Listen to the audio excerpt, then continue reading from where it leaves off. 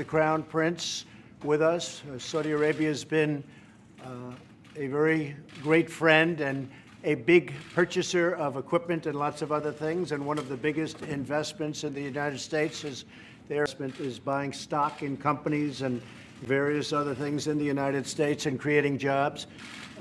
We've become very good friends over a fairly short period of time. I was in Saudi Arabia in May, and we are bringing back hundreds of billions of dollars into the United States, and we understand that, and they understand that. Some of the things that have been approved and are currently under construction and will be delivered to Saudi Arabia very soon. In terms of dollars, $3 billion, $533 million, $525 million. That's peanuts for you. Should have increased it. $880 million, $645 million, $6 billion. That's for frigates. 889 million, 63 million, and that's for various artillery. Some of the things that we're now working on, thanks, and that have been ordered and will shortly be started in construction and delivered. THAAD system, $13 billion. The C-130 airplanes, the Hercules, great plane, $3.8 billion. The Bradley vehicles, that's the tanks, $1.2 billion. And the P-8 Poseidons, $1.4 billion. And what it does is it really means many, many jobs. We're talking about over 40,000 jobs in the United States. So we make the best equipment in the world. There's nobody even close. And Saudi Arabia is buying a lot of this equipment, and a lot of people are at work making the equipment, not only for us, because we, as you know, we're getting a $700 billion military proposal, and that's even a lot for you guys.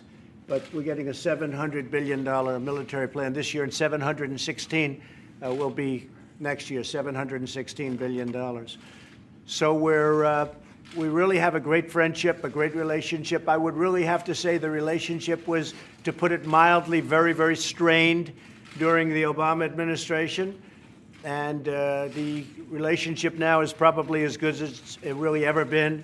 And I think we'll probably only get better. Tremendous investments made in our country, and that means jobs for our workers, jobs for our people.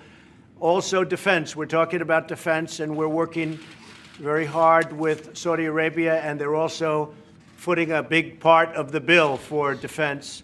The whole Middle East. We know what's happened in the Middle East, and it has not been a pretty picture for the United States or for anybody.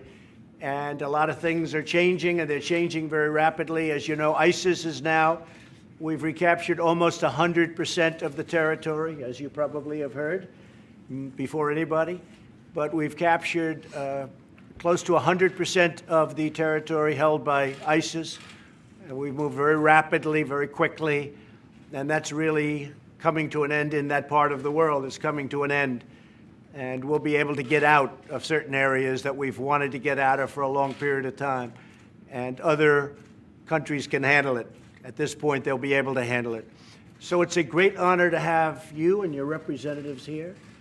Crown Prince, thank you very much. Thank you for being here. Thank you, Mr. President. Actually, the relation between Saudi Arabia and the rest of America, it's an old relation. We are the oldest ally for the rest of America and the Middle East. Right. More than 80 years of alliance and big interest, politically, economically, and security in different area and a lot of area. And the foundation of the relation, it's really huge and really deep in different issue. We know that today the relation, it's the cause of more than 4 million jobs in the US of America, directly and indirectly.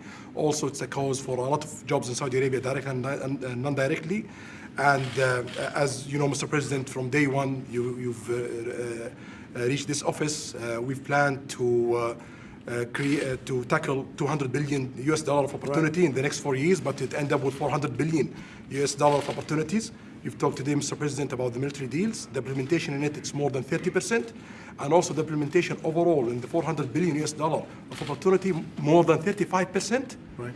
We planned this for the next 10 years, but it happens in 1 year we implement 35%. So this is a signal that there is a lot of things could be tackled in the close future and more opportunities. And that's why we are here today, to be sure that we've tackled all the opportunities and achieve it, and also get rid of all the threats facing our both countries and the whole world. So I'm very glad to be here today. Well, that's right. And, you know, one thing that you have been really focused on is the terrorism threat and the funding of terrorism. And whether it's Saudi Arabia or other countries, as we know, there will be no funding. We have a zero tolerance for the funding of terrorists. And we're working